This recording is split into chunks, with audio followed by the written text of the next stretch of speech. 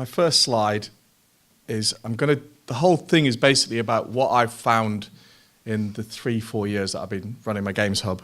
I started in 2014 as a kind of way of helping people set up their own games companies. I'd never done anything like this before, so I thought I'd use my 30 years of games experience to try and help people do what I've been doing for so long.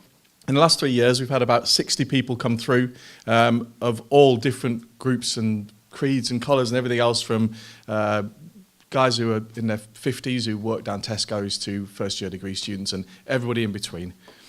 From that, I've helped form 7 companies so far. My original business plan was to have 1 company by year 3. By 18 months, I'd done 4, and now 7 companies are sat within my lovely office down in Colchester, and 15 games have been developed. Some released, some not, some still in development. A little bit about myself. I've been in the games industry, as I said, 30 years. I won Creative England Top 10 Future Leader Award, BAFTA nominated, and I also recently won Innovation 50 Awards for the Games Hub. And I've worked on more than just those games, but hopefully some people have heard of some of them. So, these are the current teams that are with us, and I think there's a couple more who aren't on there yet who are due to start with us. A few of them are upstairs. T-Boy are upstairs, Mark for Lost Words for Sketchbooks upstairs, Nisco Games upstairs. So, what have we learned, or what have I learned? Much like the Games Hub, it started with an idea, and I'm sure most people want to go indie, have got an idea of what they want to do, and it's mulling away and they're kind of unsure as what to do with it next. So it's the what. What is your idea? And it's such a simple question, but it's a much, much bigger answer. They are until you do something with it, until you shape it, you mold it, or you make what you're trying to do. Your motivations behind why you're doing it. And it can be anything you like just because you want to give it a go. It can be, I want to set a business up. It can be, well, I'm dabbling, I'm not sure, I'm a student, I'm going to see how it goes. Or maybe you want to do something like an app or a game that you think is going to change the world. And then how, which is probably the most difficult one. I'll go into more detail through the next slides of to the where's, the whys, and the hows in particular of how do you then take that, well, I've got quite a cool idea, I think I can do something with it. How are you going to make it? So, scope. A lot of, well, some of my students here probably know this, that it's where I see so many people fall over. We can do this, and actually, no, you can't, you can do that. And it's being realistic and honest with yourself as what you're trying to achieve. If you're doing your first game, you probably aren't going to do Half-Life 3. The principle of the Games Hub is your first game should be something that, to set up a team, set up a company, develop a product and get an idea together and launch it is one of the most impressive things anybody can do. The actual product or game itself becomes slightly secondary, because if you can prove that as a team or as a group or as an individual you can achieve something, doing it again becomes a little bit easier. Exactly, what can you achieve? What do you think you can do with your knowledge, your skills, everything else that you've got, your support from the people, but against what you want to achieve? A lot of people, and we've had this, so the way the Games Hub does is people throw their games idea out and say, well, I'll think about making this, and then we pull it to pieces and go, yeah, but how the hell are you going to do that? It's just you. Well, there's just 2 of you. You'd like to get here, so use what you want to achieve as an end goal rather than as, I'm going to do Half-Life 3 on my first game. Contingency and mitigation. Another thing that often gets forgotten is what happens when it all goes wrong, when your computer won't start, when your license runs out, or when you have a power cut and you lose work, or you didn't back your work up. How are you going to mitigate that? Okay, well, one of the really, really good piece of advice that I've always stuck to with an old producer friend of mine was, if it's going to take 3 weeks, give yourself a month, because you will lose at least a quarter of time to little things going wrong. And it can be innocuous things, flat tire on the car, train running late, all those things add up, and it's the same with every piece of work that you're trying to do within your development. Put it in there. Right, I'm going to give myself 6 months to do a game. Okay, we'll make it 10, just to know that you're safe. Right, awareness. It kind of goes back to who you're making the game for and why you're making it. What's your audience? Who are you going to target towards? Nobody's going to buy your game unless they know it's there, and nobody's going to buy your game unless you make the game for them. And now you can make a game very much personally for yourself, which always works, but your market may be smaller. If you've got a game that's on demonstration upstairs and you've got a kid that keeps coming back 4 or 5 times, there's a million of those kids out there that will probably play your game. How are they going to find it? How are they going to know where it is? How are they going to be able to afford it, follow what you're doing, building up the community, which I'll move on to in a bit. These kind of go together, but I find one of the things that's worked really well for a lot of the teams has been awareness really early. So get on Twitter, get on Facebook, get a following behind you. Those people feel invested in your development, they feel invested in your product. The more you can get people going, well, I've been watching this game since it first started, are more likely to invest time and be a little bit more forgiving when you do release and it's a little bit broken. Platforms, what are you doing it on? What are you aiming it for? So you're going to do console, you can do mobile, Steam. There are various pitfalls and traps with all of them. And again, it goes back to the awareness of look at your market, look at your platform, look at what other people are doing. If you're doing Steam, there's loads of information out like Steam Spy will show you average game sales, costs and stuff like that. Take them with a pinch of salt, but there's loads of information out there to be had. And the audience community, if you've got a similar game to somebody else's, look on their forums. What's their community like? Jump on it and try and emulate what they do. Next. And plan. Another talk for another time perhaps, but sit down and try and nail down what you want to do. Going back to the mitigation and contingency, keep that in there, but at least have a rough idea of saying, okay, by Christmas we'd like to hit beta. Okay, how are you going to hit that? Make a shopping list and prioritize it. What's the stuff that you can go without? If you get tight, well, actually, we don't need 99 levels, we can get away with 89. Okay, well, we'll do that. And again, it'll go back to the first bit, the honesty of what you think you can achieve in the time. Just be realistic about it. I see so many teams fall over because they think what they've got is very simple and then forget about the bigger picture that runs outside of it. Community, and this is what, for me, the Games Hub is all about, but everything else. Use your friends, use the other companies doing something similar, use your mate who's a good musician to help you out and do stuff with you. The hub in particular, everybody supports each other. You need something to test your game, you turn around to the guy behind you and he tests you for it, and he'll give you an opinion on it. Use the forums, use the community groups, everything that's out there to do with whether it's the software you're using or your target audience.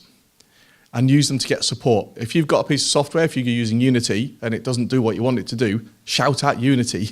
They will fix things eventually, or they'll sneak it under without letting you know, which is they're quite good at doing. And the same with any other piece of software. If you've got even a student version of Maya, or 3D Studio Max, if it doesn't work, if something's wrong, use them. They've got a support network there of experts. Pull on those strings as much as you can. They're there to support you. And it's also the same with platform holders. So you're doing a Steam game or a mobile game, it's within their interest, whether it's Microsoft or Google or Apple, for you to have a successful game because they take 30% of everything you do. So why wouldn't they want you to be a success? So try and play on that as much as you can. And don't ever undervalue yourself. Really guilty of this because I do far too much stuff for free, but your time is worth something, even if it's nominal. One of the companies that gives you some sponsorship will have a competition to run a game and you can win £3,000. There's no guarantee these games will make any sales. There's no guarantees they'll make any money. But that doesn't undervalue the time and effort that people put into a game. If you're going to make your own game, this is really, really important. You've got to put your heart and soul into it. And if you do that, you get a better product. If you got a good product, selling it becomes quite a little bit easier. And going back to the Get Sport, the knowledge is out there. So a little rant that some of you may have heard from me before is, you've got no excuse for learning now. When I first started doing 3D in games, I got a manual and it told me what the buttons did. And the rest of it I found out for myself. And what reference, I had to go to the library. You've got a thing called Google where if you get stuck, you type it in. It tells you exactly what you need to do. If not, somebody on there will be able to help you. Absolutely use it. If there's a template for making a platform game and you're making a platform game, you're not cheating by using it. You don't reinvent the wheel every time. So as much as you can, find the information online because you can usually find it. And don't be afraid of putting stuff on forums. And that goes back to the community at the start of how you build an audience and how you get those people involved in what you're doing is ask questions. I'm developing this game. I'm stuck on this bit. How can I get some help and support? And then people start noticing what you're doing. Right, risks. Again, it goes back to the awareness stuff and being realistic. There's a slide that I think a couple of you might have seen before that I'll show in a second about all the stuff that goes on around just the making of the game. There's so much more to consider. And it is, I quite like this picture because it is, it always makes me chuckle because you don't know what's going to happen. I mean, that could be funny or it could be catastrophic. It's about you knowing what the risks are as much as you can ahead of time. There will be things that come up that you're never ever ready for, but look at the bigger thing. Don't just focus on little insular bits and pieces. Competition, they're there to support you and you're going up against them. What are they doing? If they're doing something you think is quite good in the game, well, maybe borrow the idea, emulate it in some way. It's more than just a game. As I said before, on the next slide I'll show you it's quite an interesting piece from a friend of mine at Sony that we worked on ages ago. Tying in with the bigger picture, the there is more than just you making sure the game plays well and make sure your market's out there. This bit in the brownie orange is basically your games dev, and all the other stuff around it is everything else you need to consider. Everything from QA, testing your game, make sure it's got very few bugs in it, or that everything works properly, that you can progress. Sales, how are you going to get it to the people? Who's managing sales? If you've got an accountant, somebody needs to deal with that side of it. Audio, if you can't do your own audio, if you've got audio licenses, if you've got to deal with people, if you've got music, if you've got sound effects. Age ratings, you may think you've got a great game and then you go, oh, we'll launch that in Australia. Nope, you can't have any blood in anything at all. And I think now if you have an unlock for the blood, you'll get your game canned. The information is out there from all the groups, Peggy, Elspeth and all those, is finding out what they allow you to do. I think when you upload to mobile, they will tell you, you tick a series of boxes and ask you what your game's got content-wise, and they'll give you what they think it should be rated as. Business, yeah, administration from accountancy, licensing. If you're using Unity, you pay them quite a substantial amount of money when you have a certain amount of sales. Have you considered all those things that go with it? If you're using a piece of art from an artist and you haven't paid them because they've done it for free, and the artist then goes, you know what, I'd quite like that. I want some money for my time and effort. All those things have to be considered. And it's the bigger picture around what you're trying to do. Life cycle, kind of obviously, you can't really read it very well, can you? What's your next step? Are you going to do DLC? Are you going to do an add-on? Are you going to have a sequel? Maybe you're going to do something completely different. What are you thinking of your next steps? What are you going to do after your release? What's your next project? Marketing, which is probably the biggest thing. A lot of the big guys, so EA will pay $10 for every person that spends 0.01 cents in a game. And they buy players in to get the numbers up. When you've got those million or so players, then people start spending on stuff inside games. And you've got a challenge with marketing, because if any of you know, particularly if you're doing mobile and Steam, there's 3,000 games a day coming out, and you're not just competing with games. If some kid's got $30 of iTunes vouchers, you're up against a movie, a book, an album as well, and those people are going to be going, well, what am I buying? What am I going to spend my money on? Why should it be you? Why should they spend money on you over all the other options I've got out there? And for me, marketing comes down to starting early. I do like get people to know your game as soon as possible. Get them on, get a forum up there, whatever you need to do. Customer support. If you launch a successful game on any of the, well, particularly mobile, and it's got quite a major bug in it on level 5, and you've got 1 million downloads, that's probably about 2 million people who come back shouting at you on your reviews and everything else. Who's going to manage that? Often it can distract you from developing your game and what your next project is. You need somebody, or you need to consider that, actually, what happens if this happens? Who's going to be the communicator to my audience? Who's going to be the person that answers the hundreds of emails that come in when there's a flaw in your game? And no matter how much you QA it, even if you've got, when we're at Maxis, they've got on their campuses a big building with 3,500 QA staff in there. And even on Sims 3, they still missed so much, because when that game goes out to 20 million people, they will find everything that's wrong in your game. You need to be able to come back on that and go, actually, yeah, okay, we'll fix that, or something. But that can distract you from the development time. So again, the contingency and mitigation. How are you going to compensate for the fact that something might happen? Production side, the standard stuff, looking after who's doing the art, who's doing the audio, who's doing the coding, what is the game, and community. I guess that comes under marketing as well. Social media, who's going to do your Twitter feed? Who's going to do your Facebook page? Who's going to update that? Trust me, it takes so much time. I mean, there are plugins that can help. You've got a WordPress plugin, I can't remember what it's called now, Snap or something, that will automatically post to social networks. But somebody's got to do that. And when it's just 1 or 2 of you, who's that allocated to? And planning your time so it doesn't distract too much from what you're actually trying to make can be really, really hard work. But I mean, the flip side is there's such a huge audience out there for everything. It's so easy to get out there and get people to like your game. And you can do something niche and still find the cool people that have the same like-minded as you that want to play your games. But you've got to be able to communicate with them and get to them. Because otherwise, if they don't know you're there, how are they going to spend their money? So it is really, really good. I haven't got enough indie companies, not that I really like the term, but independent companies in East Anglia at all. There's more and more support coming, and making your own indie game just really requires time. The money comes later. There's so much free software out there for everybody to get their hands on. Most of the platforms you can just release. I mean, even iOS is only, I think it's $80 or $99 for a year's license to release as many games as you like. It's not overly expensive. The biggest thing, I probably should have said that, the thing that it takes more than anything else is hard work. So Yeah, sometimes there's almost too much choice. Oh, we'll do every single platform, and then when you release it on Google, you realise they've got different terms and conditions to Apple. So then you need to make something change in your game. Or you go to a different location, you think, okay, we'll do an Italian version. Have you considered, again, going back to my mitigation stuff, different languages? You need to consider all that. Sometimes it's worth reducing that choice down and going, you know what, we're just going to do iOS. And we'll see how that goes. If iOS works, then we'll launch on Google and other platforms. Most game engines will port to anything anyway. There's subtle differences. But again, that's where your mitigation and your contingency comes in. Yeah, as I've already said, it's outstanding. There are so many game engines out there. It's amazing. And they're all really, really good. And they all work really, really well. Find the ones that work for you. Don't be afraid of trying Unreal for 6 months and going, this is shit. And going onto Unity going, oh, like this. It's fine. If it gets the job done, if it helps you make your game better and easier, then use it. I know some guys will stick with Paint rather than Photoshop for everything. Some people will code in Mono Development Suite or whatever it is, then go into Visual Studio. If you're independent and you're doing it for yourself, you have the world out there to choose whatever you want to use. And for me, the other thing that I found that works really well is community. When I was looking at game engines, post a silly-ish question on the forum and see if you get flamed by a bunch of guys going, oh, you should know that. Oh, if you get support. So Construct 2 that a few of my guys use from Sierra, I put a question up about something and about 4 or 5 people told me how to fix it, and then 4 or 5 people said, here you go, I've done it for you. That's what those communities are all about. And I said, it's out there. You just put your hand up and ask. Don't ever be afraid, because there will be the idiot that will shoot you down, because there often is. What are you wanting to achieve? Really be realistic and be honest with yourself. I can't repeat it enough. So many times I see people fall over because I'm going to do all this. Really?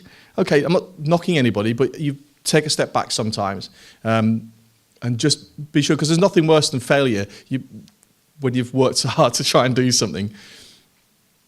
Yeah, bigger picture, all that stuff that goes on around it, from age ratings to legal things. When I had to do a weekend course for Activision on DJ Hero because, I don't know if you know the story, I think it was on Tony Hawk's or Skate, one of those two. One of the artists had taken some photos of graffiti in New York. They put it in the game, and the graffiti artist went, that's mine. The graffiti artist then got done for vandalising buildings, but he also successfully sued Activision. They gave him a job in the end, but it cost them an awful lot of money. Be careful. If somebody says it's royalty-free, just check the terms and conditions. Just make sure that those license agreements are fair and right. And if you don't know, if you're in doubt, email them. Ask them. Hi, I'd like to use this in my game. Arplex upstairs, one of my teams, they've used some music from... Anyone know Delilah and AJ?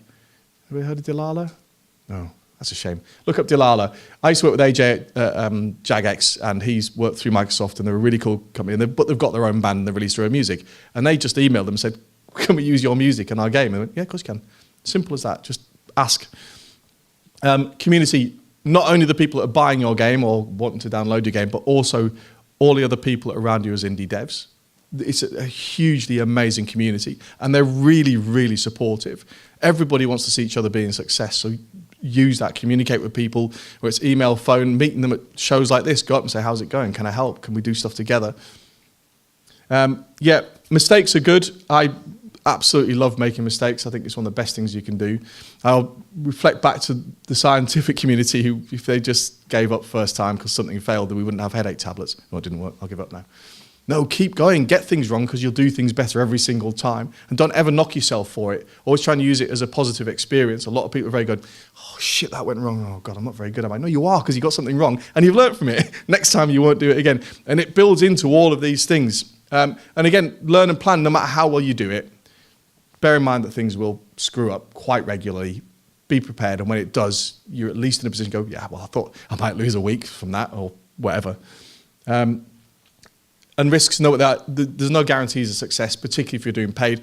I'm personally not a big fan of free-to-play because I call them disposable games. If you get anything wrong on free-to-play within 10 seconds, somebody's going to go, that's gone.